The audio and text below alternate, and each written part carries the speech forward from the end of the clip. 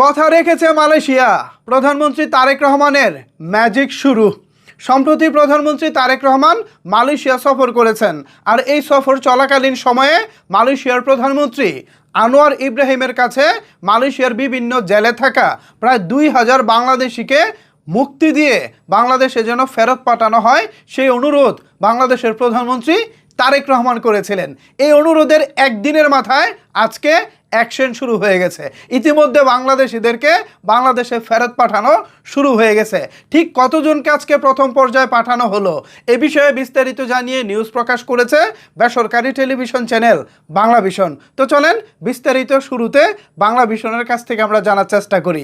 এর আগে যদি সম্ভব হয় ভিডিওটা বেশি বেশি করে শেয়ার করে দেন, আর পেজে নতুন হয়ে থাকলে অবশ্যই পেজটি ফলো করে সাথেই থাকবেন।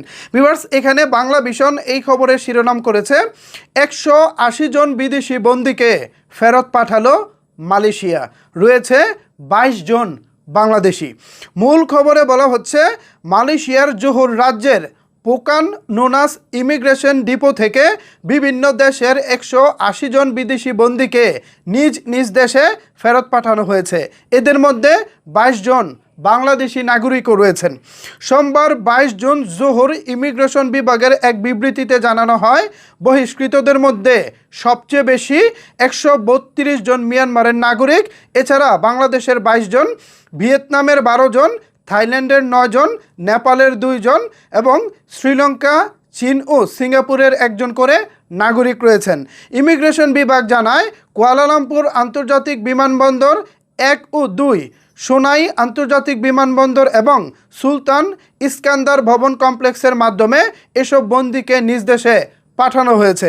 কর্তৃপক্ষের তথ্য অনুযায়ী সংশ্লিষ্ট ব্যক্তিরা মালয়েশিয়ার পেনাল কোড, বিপজ্জনক মাদক আইন 1992, ইমিগ্রেশন আইন 1959 ধারা 63 এবং ইমিগ্রেশন রেগুলেশন 1963 এর অধীনে বিভিন্ন অপরাধে দণ্ডপ্রাপ্ত হয়ে কারাভোগ করছিলেন। সাজা সম্পন্ন হওয়ার পর তাদের বিরুদ্ধে নির্বাসন কার্যক্রম শুরু হয়।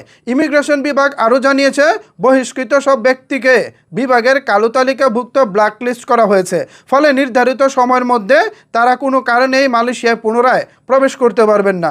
পুনর্বাসন কার্যক্রমের ব্যয় বন্দীদের নিজেদের অর্থ, তাদের পরিবারের আর্থিক সহায়তা এবং বিশেষ কিছু ক্ষেত্রে সংশ্লিষ্ট দেশের দূতাবাস বহন করেছে বলে জানানো হয়। এদিকে পোকান নোনাস ইমিগ্রেশন ডিপো স্পষ্ট করেছে, দেশে ফেরত পাঠানোর প্রক্রিয়া ও বিমান টিকিট ক্রয়ের সকল কার্যক্রম ডিপোর নিজস্ব সার্ভিস কাউন্টারের মাধ্যমে সম্পন্ন করা হয়। এক্ষেত্রে কোনো ধরনের অতিরিক্ত সার্ভিস চার্জ বা ফি নেওয়া হয় না বলেও জানিয়েছে কর্তৃপক্ষ। তো এটা খুবই ভালো খবর যে ইতিমধ্যে 180 জনেরও বেশি বিশ্বের বিভিন্ন দেশের নাগরিককে আজকে মালয়েশিয়া তাদের দেশে পাঠিয়েছেন। এর মধ্যে বাংলাদেশি 22 জন রয়েছেন।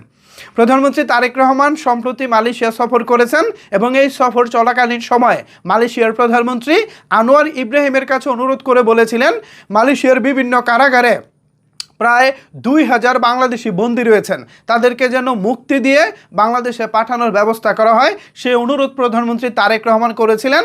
এই অনুরোধের প্রায় একদিন, বেশি না, একদিনের পর আজকে মালয়েশিয়া সরকার এই পদক্ষেপটা নিল। খুবই ভালো লাগছে। প্রধানমন্ত্রী তারেক রহমানের অ্যাকশন বলি বা ম্যাজিক বলি বা সফলতা বলি, এটা আপাতত দেখতে পেলাম। খুবই ভালো লাগছে। আশা করি ধাপে ধাপে বাকি যে বন্দী আছে, বাকি যারা জেলে বন্দী আছে, তারাও সময়ে চলে আসবে বাংলাদেশে। তো এটা আমি মনে করি প্রধানমন্ত্রী তারেক রহমানের একটা বড় সাফল্য। এই বিষয়টিকে আপনারা কিভাবে দেখছেন? এই সাফল্যটাকে তো অবশ্যই সারা বাংলাদেশের মানুষের জানা উচিত। ভিডিওটা শেয়ার করে দিয়ে না থাকলে শেয়ার করে দিন এবং সবাইকে জানার সুযোগ করে দিন। আসলে প্রধানমন্ত্রী তারেক রহমানকে আমরা একটা রত্ন হিসেবে পেয়েছি। তো ভিউয়ার্স, এ বিষয়ে আপনাদের মতামত কি ভাবছেন আপনারা জানাতে পারেন আপনার মতামত নিচের কমেন্টস বক্সে। ধন্যবাদ সবাইকে এতক্ষণ আমার সাথে থাকার জন্য।